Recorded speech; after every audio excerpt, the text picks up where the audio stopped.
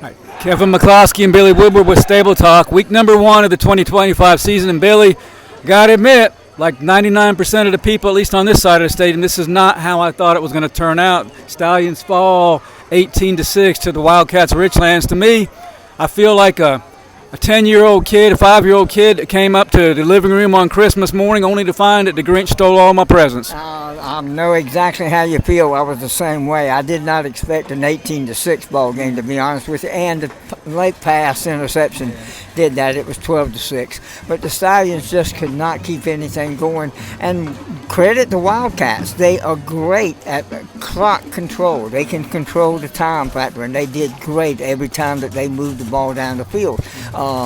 The one thing that gets me, and the one thing that I want to say to the Stallion fans tonight, Garvey did not get his first win tonight of his career, but guess what? Only 2 other head coaches have ever gotten the win on the first one. First one to do that was Teddy Stefano when he came in for the 1 year before he got hurt and couldn't stay there. And the next one was the very next coach, Mr. Joe Noble.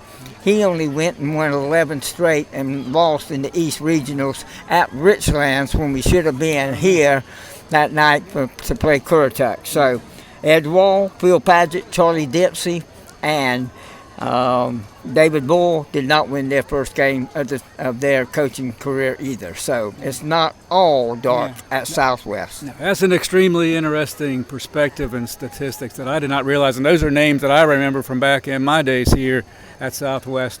Just talking about this game, how do I say it? Stallion defense played very well, I thought. Bend but not break. Richlands, as you said, was very effective at moving the ball. Their quarterback, very well skilled. They had their timing passes, little slants across the middle. They were moving the ball, moving the chains. They get down close. The Stallion defense would bow up. Richlands ultimately reverting to field goals on 4 successful attempts, and that gave them a lead.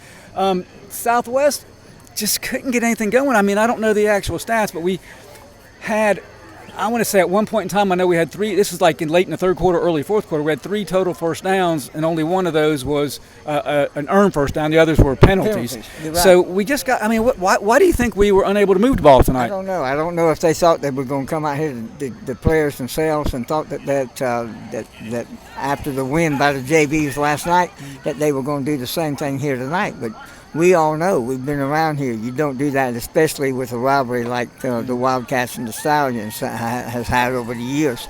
And they got to go back, and they will, Garvey and them have got to look at what they've done. The thing that got me, and the thing on the passes, how many times was that crossover pass and knocked it down, and then the one's wide open there for the other. And that used to be a big factor for the Stallions on defense. I mean, on offense. We would do that, and we'd knock down the defenders that was playing us, and there was the pass, the few times that Phil Padgett would throw the ball. Yeah.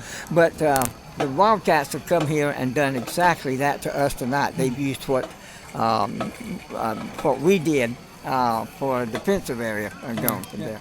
As far as the game goes, if I recall correctly, Richlands was up 6-0 at the half, courtesy of 2 field goals.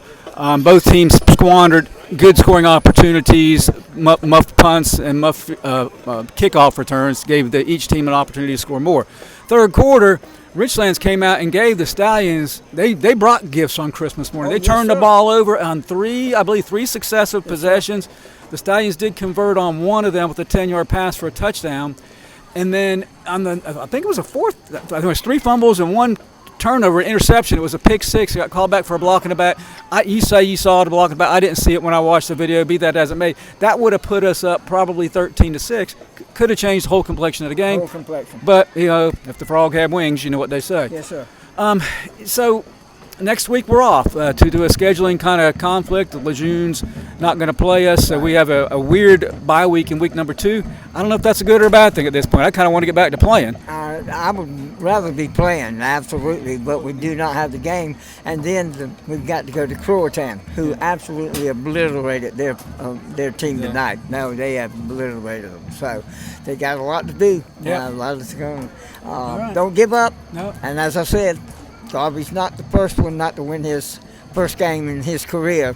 4 others have not won either, and they're all big names in Southwest Stallion football. Yeah, still a long season to go, so we're not going away. Hope you don't either. Everybody have a great weekend and great Labor Day weekend coming up, and we'll see. We're going to miss the Croatan game due to an out-of-town commitment, but we'll be back for Dixon. Take care.